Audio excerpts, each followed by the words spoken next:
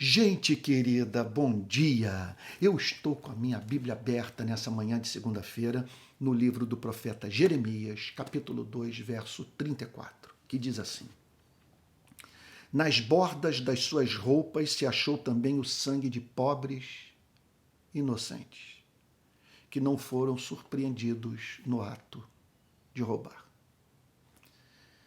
O conteúdo do livro do profeta Jeremias é contundente. O profeta usa de uma linguagem franca, vai direto ao ponto, denuncia pecados e declara que Deus haveria de julgar a nação. Quando lemos esse verso, contudo, nós entendemos a razão de ser de mensagem tão cortante. O povo estava envolvido com uma grande iniquidade. Sim, existe uma hierarquia de valores morais nas Sagradas Escrituras. Nem tudo tem o mesmo peso. Por isso nós vemos o Senhor Jesus falando em termos de coar mosquito, engolir camelo. Em que consistia a grande iniquidade com a qual o Israel dos dias de Jeremias estava envolvido. O profeta declara: nas bordas das suas roupas se achou também o sangue de pobres inocentes. Aquela sociedade estava matando ou deixando matar os vulneráveis, os que se encontravam em estado de privação e que eram, portanto, sistematicamente ignorados por autoridades públicas, pelos sacerdotes, pelo restante da sociedade. E o profeta se levanta e diz: olha, assim Deus os vê, com as suas roupas manchadas de sangue. A pergunta que nós precisamos responder é a seguinte: uma mensagem como essa se aplica ao nosso país? Qual é a resposta que você daria quando pensa na taxa de homicídio do Brasil, nas crianças vítimas de bala perdida, no salário dos trabalhadores ou nas condições de trabalho de grande parte da classe trabalhadora brasileira? E o que falar dos serviços públicos, dos nossos hospitais, das nossas escolas?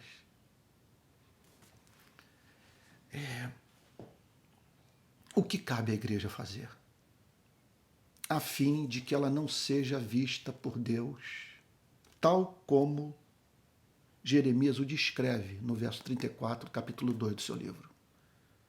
Nas bordas das suas roupas se achou também o sangue de pobres inocentes, que não foram surpreendidos no ato de roubar. Olha, eu gostaria de oferecer aqui 3 caminhos viáveis para toda e qualquer igreja. Primeiro deles, isso do ponto de vista da relação de uma igreja com um país tão sanguinário, tão injusto, tão desigual quanto o Brasil. Então, primeiro caminho é a igreja oferecer um enquadramento teológico para a luta, ajudando, portanto, os seus membros a entenderem quais são os fundamentos intelectuais, teológicos da missão da igreja no mundo. E apresentando assim também os princípios para a ação. Isso, para mim, teve um valor imenso quando eu criei o Rio de Paz.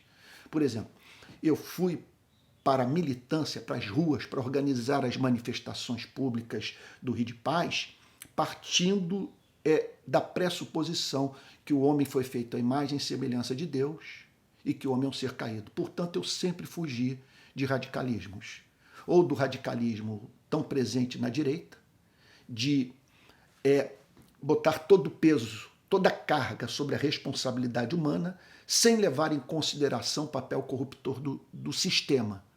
Como também essa teologia, por outro lado, me ajudou a fugir do extremo oposto da esquerda, que põe todo o peso sobre o papel corruptor do sistema, sobre a desigualdade, sobre o modo de produção que, segundo a esquerda, explora as pessoas, joga ser humano contra ser humano, mas eliminando a responsabilidade humana. Não quero generalizar, mas é isso que nós encontramos no discurso de muitos. Eu me lembro, recentemente, que vi num debate numa escola pública de periferia, uma pessoa simplesmente dizer, defensora desse ponto de vista, que o bandido é um herói social, porque ele se insurgia contra a desigualdade, se fazendo valer, portanto, do crime para tal, que é um devaneio, uma coisa completamente absurda. Então a igreja deve oferecer esse enquadramento intelectual, uma teologia, para que os seus membros, a partir dos pressupostos teológicos cristãos, se lancem, portanto, ao trabalho que tem como objetivo glorificar a Deus na forma de combate à injustiça social. Em segundo lugar, a igreja deveria fomentar a organização de movimentos, de ONGs, de grupos que tenham como objetivo lutar por determinadas causas. Nem todos têm o mesmo chamado na igreja.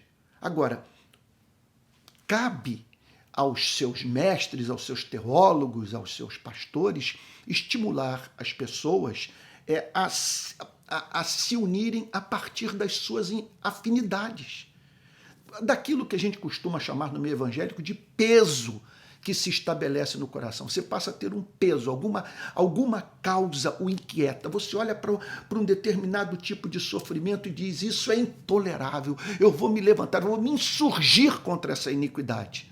Sabe? E isso, então, pode contar com o apoio do púlpito, com o pastor fomentando as pessoas a se organizarem. E isso não precisa necessariamente estar sob o controle da igreja.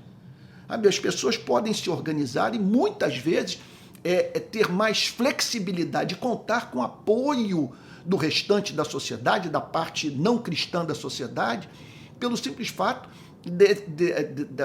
desses cristãos estarem na ponta lutando, mas sem levar o nome da igreja. Foi a experiência minha com o Rio de Paz. O Rio de Paz, ele é regido pelos princípios cristãos. O Rio de Paz tem me dado plataforma para falar de Jesus Cristo, uma vez que pessoas passam a me ouvir, ou passaram a ouvir a nós do Rio de Paz, a partir do momento que nos viram lá na rua, lutando pelo direito de todos. Sabe? Então, agora foi de grande importância ir para as ruas na condição de um cidadão indignado. E assim, portanto, conjugando esforços e uma contribuição de valor incalculável, sabe, com aqueles que não professam fé em Cristo. E muitos dos quais acabam, portanto, ouvindo a mensagem em razão dessa parceria. Na Segunda Guerra Mundial, cristãos e não cristãos foram para a trincheira para defender a humanidade do nazismo. Então, a base para esse tipo de ação, que a gente poderia chamar de co-beligerância, cristãos se unindo a não cristão para lutar por causas que lhes são comuns. Ok? E, por fim, a igreja também poderia entrar com o suporte, usar da sua estrutura para que pessoas encontrassem apoio, para produzir seus cartazes,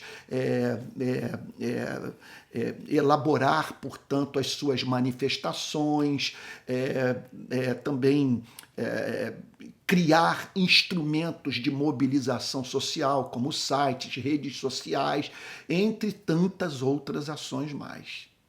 E assim, sem a mínima dúvida, esse tipo de igreja, olha só, sem a mínima dúvida, espantaria muitos dos seus membros, que cairiam fora, porque não tem interesse nesse tipo de coisa. Eles querem ser felizes e não glorificar a Deus mediante compromisso com a missão integral da igreja, com a missão no seu sentido mais amplo.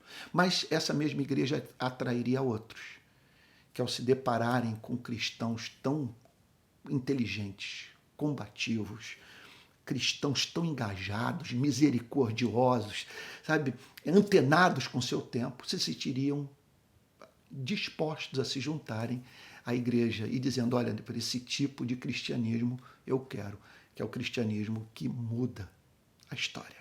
Tá bom? Vamos ter um momento de oração? Pai Santo,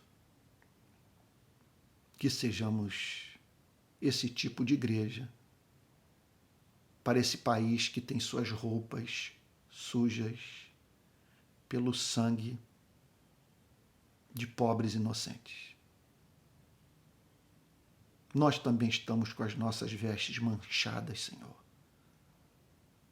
por coarmos mosquito, engolirmos o camelo